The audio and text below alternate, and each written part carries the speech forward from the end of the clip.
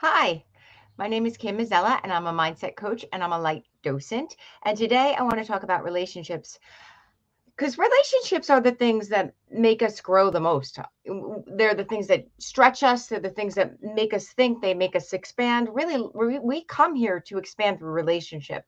And it's great to have a partner, but often our partners are the ones we get it wrong with the most. The people that are the most closest to us, even if you don't have a partner, the person that you're closest with, your best friend, and it's easy to get these things, easy to get it wrong because life is fast and we're constantly moving and we see life through the film of our own perception, our own experiences, our own life, and that person sees life the same way as well. So we want to come together and be able to co-create in ways that are really positive, but often what happens is we come together and we co-create in ways that we are unexpected. So there's three things that I want to talk about, three little triggers that you can look out for if you really want to have better communication skills with your partner and be able to really get to a place where you're co-creating in a positive way rather than going over the same old, especially if you've been with your partner for a while and it's really easy to fall into patterns that aren't really that positive, that aren't really that effective or beneficial. And we all want effective and beneficial relationships. So the first thing that I want to mention is it's really, really easy when you, especially when you've been in a relationship with someone for quite some time, it's really easy to hear what they say and completely get confused about what they mean and make a decision about what they mean based on what you think they mean rather than what they're actually saying. Often, relate, especially in conversations where they're a little heated and we hear one thing but they mean another thing. And the best thing that you can do with something like that is, because I know for me this actually happens to me, where I will say to my partner, I heard you said this, and he goes, I didn't say that. That's what you heard. Actually, what I said, the words I said were.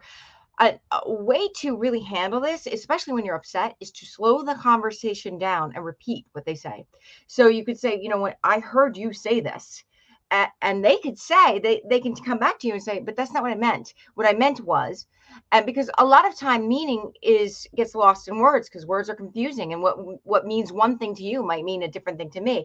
And if you can remember too, when you're having your argument with your partner, that you actually love this person, that's also kind of helpful. That should be like rule number 4.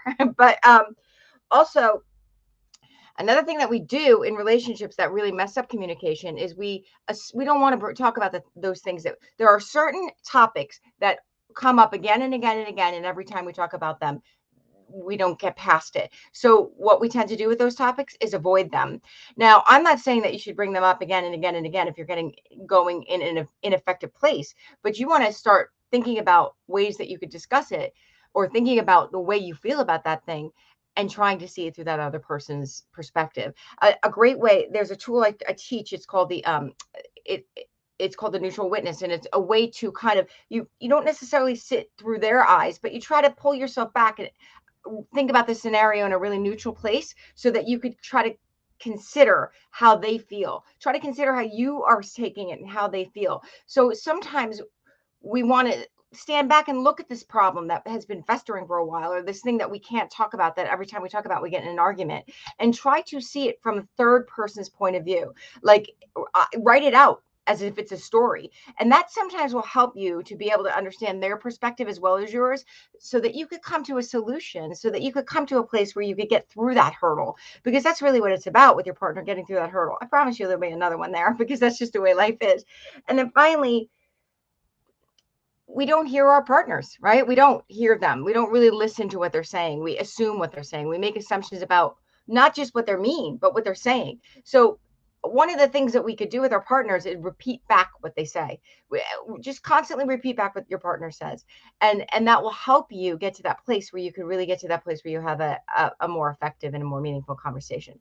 So I'm having some internet issues, so I may back out, but have a great night. If you're interested, I do have a course called the Rapid Relationship Repair Toolkit, and you can find it at www.rapidrelationshiprepair.com. So check me out there, and just remember that life is super short. So please be kind to each other. Have fun in life and love everything. Thanks.